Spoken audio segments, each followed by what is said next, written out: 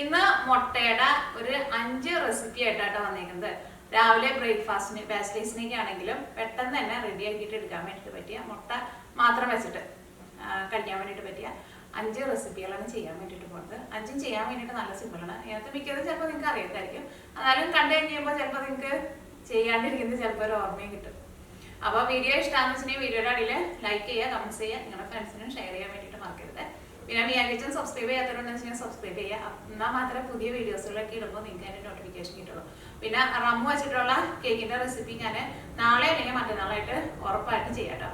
അപ്പോൾ നമുക്ക് ഒട്ടും സമയം കളയാൻ തന്നെ നമ്മുടെ മുട്ടയെ കൊണ്ടുള്ള റെസിപ്പികൾ റെഡി ആക്കിയിട്ട് എടുക്കാം. അപ്പോൾ നമ്മൾ മുട്ടയുടെ വെറൈറ്റി ആയിട്ടുള്ള റെസിപ്പികളാണ് ചെയ്യണത്. അപ്പോൾ അതിന് വേണ്ടിയിട്ട് ഒരു പാൻ വെച്ചിട്ട് ചൂടാക്കുക. ഫസ്റ്റ് നമ്മൾ ഉണ്ടാക്കുന്നത് മുട്ട ബുൾസൈ 2 തരത്തിലുണ്ടാക്കുക. അപ്പോൾ ഫസ്റ്റ് നമുക്ക് ബുൾസൈ തന്നെ തുടങ്ങാം. അപ്പോൾ അതിന് വേണ്ടിയിട്ട് ഒരു പാൻ വെച്ചിട്ട് ചൂടാക്കുക. അപ്പോൾ നമ്മുടെ പാൻ നന്നായിട്ട് ചൂടായിട്ടുണ്ട്. ഇനി ഇതിലേക്ക് ഓയിൽ ചേർക്കുക. ഓയിൽ നന്നായിട്ട് ചൂടാവട്ടെ. ഞാനിവിടെ മുട്ട എടുത്തിട്ടുണ്ട്. ഇത് എൻ്റെ വീട്ടിലെ കോഴിയുടെ മുട്ട കേട്ടോ. കൈ ഇങ്ങനെ തൊട്ട് നോക്കാം. ഓയിൽ നന്നായിട്ട് ചൂടായിട്ടുണ്ട്. തീ പതുക്കൊന്ന് കുറച്ച് വയ്ക്കുക. ഈ മുട്ട പൊട്ടിച്ച് ഇതിലേക്ക് ഇടാം. പതുക്കെ ഇതേപോലെ തന്നെ താഴ്ത്തിയിട്ട് ഇട്ട് കൊടുക്കാം. ഈ ഒരുപാട് കൂട്ടി വയ്ക്കണ്ട. ഇതിൻ്റെ മുകളിലേക്ക് കുറച്ച് ഉപ്പൊന്ന് വെതറി കൊടുക്കുക. കുറച്ച് കുരുമുളക് പൊടി ഇടാം.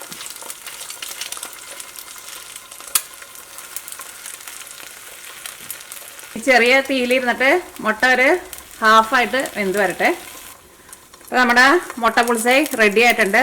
മുട്ട പുളിസൈ ആകുമ്പോൾ നമ്മൾ ഫുള്ളായിട്ട് വേവിക്കില്ലല്ലോ. അപ്പോൾ ഇത് ഹാഫായിട്ട് വെന്തിട്ടുണ്ട്. ഇനി ഇത് നമുക്ക് പാനിൽ നിന്ന് എടുത്ത് മാറ്റാം.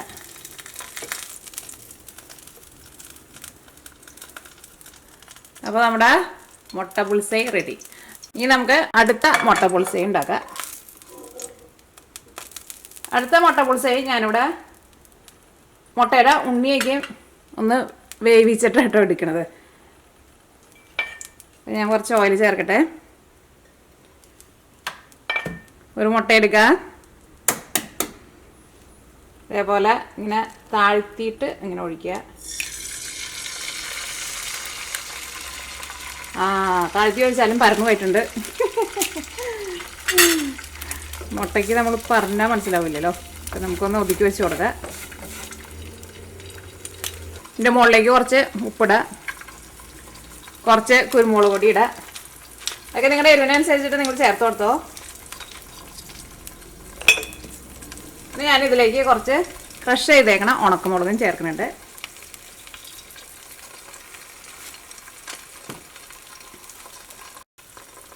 കുറച്ച് ഗരം മസാലയും ഇതിൻ്റെ മുകളിൽ ഇതേപോലെ ഒന്ന് കുറച്ച് വന്നിട്ട് കൊടുക്കുക. ഒരുപാട് ഇടണ്ട, ജസ്റ്റ് ഒരു ഫ്ലേവർ കിട്ടാൻ വേണ്ടിയിട്ട് മാത്രം. നമ്മുടെ മുട്ട നന്നായിട്ടൊന്ന് ചൂടായിട്ടുണ്ട്. പക്ഷേ മുട്ട വെന്തിട്ടില്ല. വെന്ത് ഞാൻ ചെയ്യാമെന്ന് വെച്ചിട്ടുണ്ടെങ്കിൽ കുറച്ച് വെള്ളവും തെളിച്ച് കൊടുക്കുകയാണ്.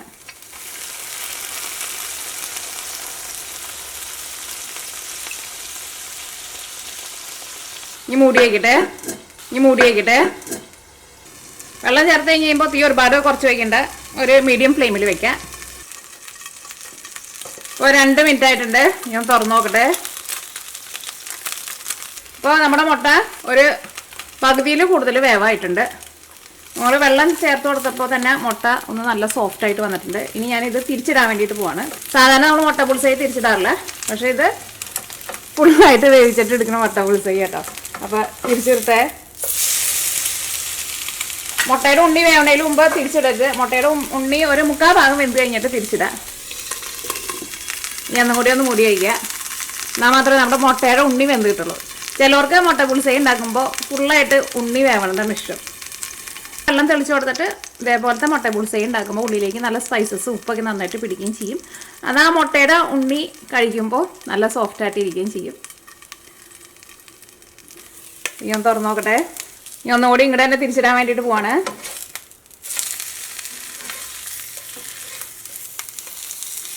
നമ്മുടെ ഉണ്ണി നന്നായിട്ട് വെന്തിട്ടുണ്ട്. പക്ഷേ മുട്ടയുടെ ഉണ്ണി ഇതേപോലെ ഇങ്ങനെ സെപ്പറേറ്റ് ആയിട്ട് ഇതേപോലെ ഇങ്ങനെ നിൽക്കുന്നത് കൊണ്ട് തന്നെ ഈ ഉണ്ണി നല്ല സോഫ്റ്റായിട്ടിരിക്കും.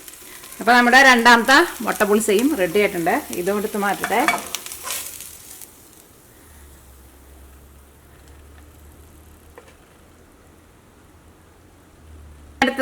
ഇനി മൂന്നാമത് നമ്മൾ ഉണ്ടാക്കാൻ വേണ്ടിയിട്ട് പോകുന്നത് ക്രീം ചീസ് ഓംലേറ്റ് ആണ്. അപ്പോൾ ഞാനിവിടെ ക്രീം ചീസ് 1 ടേബിൾ സ്പൂൺ എടുത്തിട്ടുണ്ട്.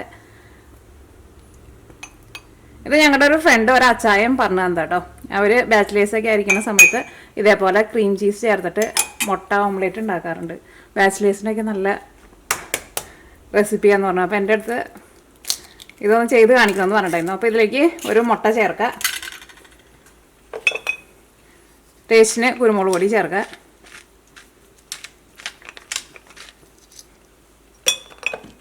ഇതിലേക്ക് ആവശ്യത്തിന് ഉപ്പ് ചേർക്കുക. ക്രീം ചീസൊക്കെ ആകുമ്പോൾ ഒരുപാട് ഉപ്പ് ചേർക്കണ്ട, വളരെ കുറച്ച് ഉപ്പ് മാത്രം ചേർത്താൽ മതി. ഇനി ഇത് നന്നായിട്ട് മിക്സ് ചെയ്തിട്ട് എടുക്കുക. ക്രീം ചീസ് മുട്ടയിൽ നന്നായിട്ട് മിക്സ് ആവണം. ചെറുതായിട്ട് ചെറിയ ചെറിയ പീസുകളൊക്കെ ഇങ്ങനെ കട്ട പോലെ കിടക്കും, പക്ഷെ അത് കുഴപ്പമില്ല. ഇപ്പം നമ്മുടെ ക്രീം ചീസ് മുട്ട ഓംലേറ്റ് ഉണ്ടാക്കാൻ വേണ്ടിയിട്ട് റെഡി ആയിട്ടുണ്ട്. ക്രീം ചീസ് ഓംലേറ്റ് ഉണ്ടാക്കാൻ വേണ്ടിയിട്ട് ഈ പാനിലേക്ക് കുറച്ച് ഓയിൽ ഒഴിക്കുക. ഇത് ചീസല്ല കേട്ടോ, ക്രീം ചീസ് എന്ന് പറഞ്ഞിട്ട് നമുക്ക് കടയിൽ നിന്ന് വാങ്ങാൻ വേണ്ടിയിട്ട് കിട്ടും. അതാട്ടോ അത് ക്രീം ചീസ്. ഇപ്പം നമ്മുടെ ഓയിൽ നന്നായിട്ട് ചൂടായിട്ടുണ്ട്.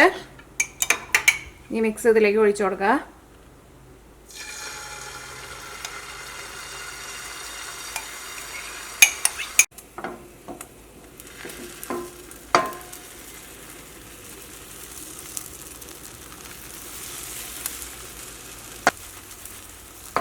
ഒരു സൈഡ് മൊരിഞ്ഞിട്ടുണ്ട്, മറ്റേ സൈഡും തിരിച്ചിടാം. മുട്ടയൊക്കെ ആകുമ്പോൾ കുറേ നേരം ഇട്ടിട്ട് വേവിക്കരുത് കേട്ടോ, അപ്പോൾ കഴിക്കാൻ വേണ്ടിയിട്ട് അത്രയ്ക്ക് ടേസ്റ്റ് ഉണ്ടാവില്ല. മുട്ടയുടെ സോഫ്റ്റ്നെസ് പോവും. തിരിച്ചിട്ട് വാവ്, നല്ല അടിപൊളി കളറ്, കഴിക്കാൻ വേണ്ടിയിട്ട് സൂപ്പർ ടേസ്റ്റ് കേട്ടോ. അപ്പോൾ നമ്മുടെ ചീസി മുട്ട ഓംലേറ്റ് റെഡി ആയിട്ടുണ്ട്. ചൂടോട് കൂടിയിട്ട് പാത്രത്തിലേക്ക് ഇടാം, ചൂടോട് കൂടിയിട്ട് കഴിക്കാം.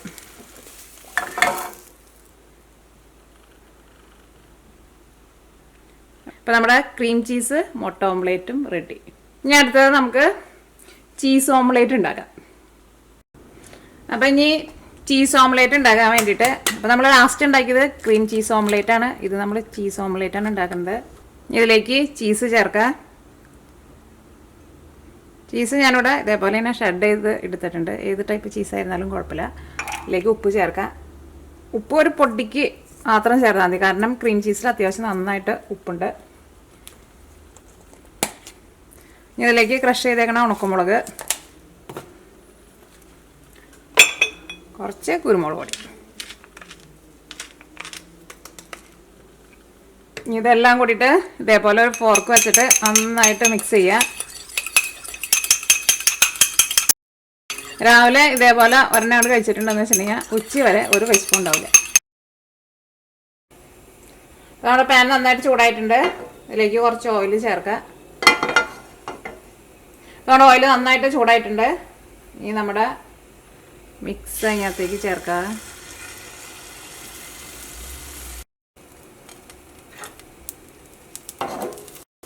ഒരു സൈഡ് മൊരിഞ്ഞിട്ടുണ്ട്, മറ്റേ സൈഡ് തിരിച്ചിടുക. ഒരുപാട് കൂട്ടി വയ്ക്കണ്ട. അപ്പോൾ കുറേ നേരം ഇട്ടിട്ട് മൊരിയിക്കരുത്, പ്രത്യേകം ശ്രദ്ധിക്കുക, ടേസ്റ്റ് ഉണ്ടാവില്ല. ഇനി നമ്മൾ തിരിച്ചിടാൻ വേണ്ടിയിട്ട് പോവാണ്. അപ്പോൾ നമ്മുടെ ചീസ് ഓംലേറ്റ് റെഡി ആയിട്ടുണ്ട്.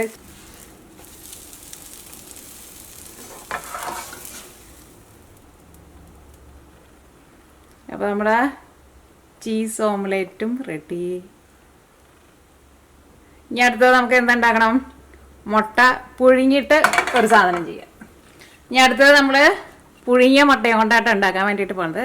അപ്പോൾ മുട്ട പുഴുങ്ങിയെടുത്തിട്ടുണ്ട്. ചൂടാറിനേലും മുമ്പിട്ട് എടുക്കണം കേട്ടോ, ചെറുതായിട്ട് ചൂടാറിയിട്ട്. അപ്പോൾ ഇതിൻ്റെ തൊണ്ട് കളയട്ടെ.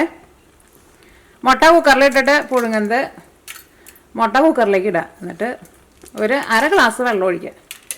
എന്നിട്ട് കുക്കർ അടച്ച് വയ്ക്കുക. കുക്കറിൻ്റെ ഉള്ളിൽ നിന്ന് ഒരൊറ്റ വിസിൽ വന്നു കഴിയുമ്പോൾ തീ ഓഫ് ചെയ്യുക. കുക്കറിൻ്റെ ഉള്ളിൽ നിന്ന് ആണ്ട് ആവി മുഴുവനും പോയി കഴിയുമ്പോൾ കുക്കർ തുറക്കുക. മുട്ട ഇതേപോലെ നമുക്ക് വെന്ത് കിട്ടും. ഒരു 5 മിനിറ്റിനുള്ളിൽ മുട്ട പുഴുങ്ങിയിട്ടെടുക്കാൻ വേണ്ടിയിട്ട് പറ്റും. കുക്കറിൻ്റെ ഉള്ളിൽ കുറേ വെള്ളമൊന്നും ഒഴിക്കണ്ട കേട്ടോ. അപ്പോൾ നമ്മുടെ മുട്ട കട്ട് ചെയ്യട്ടെ. കാരണം ചെറിയ ചൂടോട് കൂടിയിട്ട് ഇരിക്കുമ്പോഴായിരിക്കും മുട്ടയുടെ ഉണ്ണി നല്ല സോഫ്റ്റായിട്ടിരിക്കുക. അപ്പോൾ കഴിക്കാൻ വേണ്ടിയിട്ട് നല്ല ടേസ്റ്റ് ആയിരിക്കും.